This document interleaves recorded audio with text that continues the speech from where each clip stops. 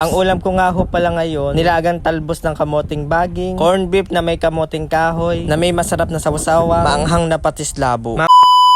Ngayon araw nga ho pala yung mga kamote ako. Manguha ko ng kamoting kahoy ho. Pero bago ho yan ay bubuksan ko po muna yung mga bintana din sa kubo at ako'y magkakape po muna. Ay kagigising ko nga lang diyan ay pupungay-pungay pa. Pagkatapos ko nga ho pala magkape ay sinimulan ko lang ho maghanap ng kamoting kahoy din sa aking bukid. Ay parang ang sarap magpatola ngayon. Ano nga ho palang masarap na luto diyan sa patola? Ay iyong i-comment nga diyan sa comment section at ilagay mo na din kung taga saan ka para alam ko. Ay basta patola ay masarap ho diyan ay sa miswa. Pero masarap po yan kung ikaw po yung magiging misis ko. Biro lang ho. May mga natira pa nga ho palang kamoting kahoy. Kaya nga ho pala bumunot na nga ho pala ako ng isang puno. Ang aking uulamin nga ho pala ay yung nga ho palang corned beef. Pag nagigisa nga ho pala ako ng corned beef ay nilalagyan ko ho siya ng kamoting kahoy. Ay minsan ay patatas. Dahil wala nga ho pala akong patatas ay kamoting kahoy nga pala yung aking ilalagay. Pero sa totoo lang ay mas masarap ho talaga yung kamoting kahoy. Pagkabunot ko nga ho pala ng kamoting kahoy ay inugasan ko na nga ho pala din sa poso. Pag dun ho kasi sa balon ay madumi nga ho pala yung tubig di yun. Gawa nga ho pala nung bumaha galing lawa. Nung natapos ko na nga ho palang hugasan yung kamoting kahoy, kumuha nga lang ho pala ako ng talbos ng kamoting baging. Iyan nga ho pala yung napakasarap ilaga. Ay mas masarap ho iyan kung ikay magpapaalaga sa akin. Ay biro lang ho. Dini nga ho pala sa bukid kahit ano nga ho palang ulamin mo ay sumasarap. Lalo na't pag ikaw yung kapiling.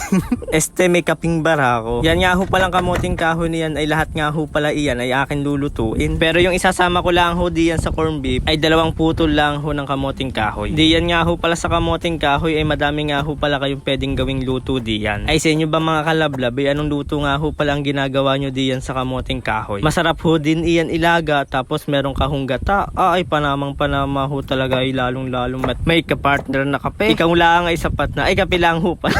Yun nga ho palang manok na tandang kung Tagalog saka yung isang binabae ay nawala na nga ho pala. Ay pagkakadating ko nga ho pala kahapon ng umaga, ayun ay may umatake ay hindi ko nga lang ho alam kung kaninong aso iyon. At pagdating nga ho pala ng hapon ay bumalik yung aso. Ay sinugod na naman yung aking manok. Ay kung wala ako din baka pagdating ko ay ubos na yung manok ko. Ayan at binuksan ko na nga ho pala yung gagamitin kong corned beef. At naghiwa na nga din ho pala ako ng sibuyas at bawang. At nilagay ko na nga ho pala yung anak ng aking talyase. At naglagay na nga din ho pala ako ng langis habang pinapainit ko nga ho pala yung langis. At kumuha muna ako ng siling panigang. Pinirito ko nga lang ho pala yung kamoting kahoy. Pagkaluto nga ho pala ay naglagay na nga ho pala ako ng sibuyas, bawang, saka ho siling panigang. At nung naluto na nga ho pala yung aking ginisa ay lalagay ko na nga ho pala yung corned beef. At maglalagay ho ako ng paminta, toyo at iba pang pampalasa. Ay wag lang ho yung toyo ninyo. Ay sobrang tapang ho niyo. Biro lang ho. Naglagay nga din ho pala ako diyan ng konting tubig. Para pag-ibig ko sa iyo ay mananatiling sa iyo lamang. Ay biro lang ho. Pagkakulo nga ho pala yakin na nga ho palang hinango. Tapos maggagawa nga ho pala ako ng melon juice. Kinuha ko lang ho yung buto dahil yung buto nga ho pala yan ay akin nga ho palang itatanim. Tapos yung laman nga ho pala ay akin na ho siyang ginadgad. Iyan nga ho palang melon ay masarap nga ho din yan papakin. Ang ilalagay ko nga lang ho pala diyan ay gatas sumalapot saka ho tubig. Ay iyan nga lang ho pala ay napakasarap na. Habang pinapalamig ko nga ho pala ay maglalaga nga ho pala ako ng mainit na tubig para paglagahan unong ating talbos ng kamoting baging. At habang inihintay ko humaluto ay naggawa lang ho ako ng sawsawan na patis labo na may sili at kalamansi. Ayan kainan na ho tayo mga katrop. Ang ulam ko nga ho pala ngayon, nilagang talbos ng kamoting baging, corned beef na may kamoting kahoy, na may masarap na sawsawa, maanghang na patis labo. Mamaya na nga ho pala ako diyan magkakape. Bali magme-melon juice na lang po muna tayo ngayon. Ay pag ganyan nga ho pala ang ulam mo din sa bukid, ay asahan mo na yung masarap na kain. At madaming sinaing. Talagang mapapadami ka ng kanin diyan. Kahit dun lang sa talbos ng kamoting baging, ay solve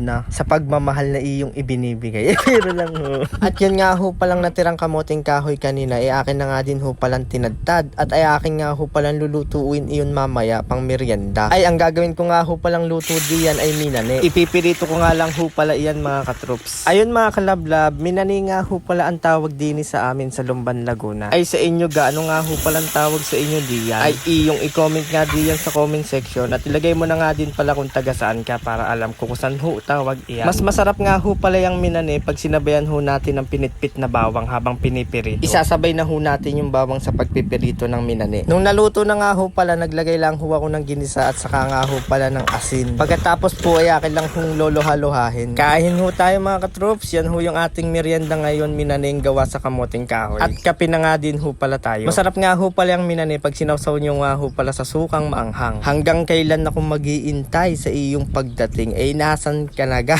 Ako iyong ipagtimpla na ng kape. Ay biro lang ho. At habang kumakain nga ho pala ako ay dumating yung aking kapatid. Ang tirador ng kape. Ay ang gustong gusto ay makikihigop. Ayaw magtimpla. Eh bakit di ko daw pinisa yung sili? Ay kahit hindi yan pisa ay maanghang iyan. Ay katagal na kasi yan nakababad sa suka. Magsusuka pero hindi susuko sa iyo. Ay biro lang. Maraming salamat ho sa inyo mga katroops. Love love.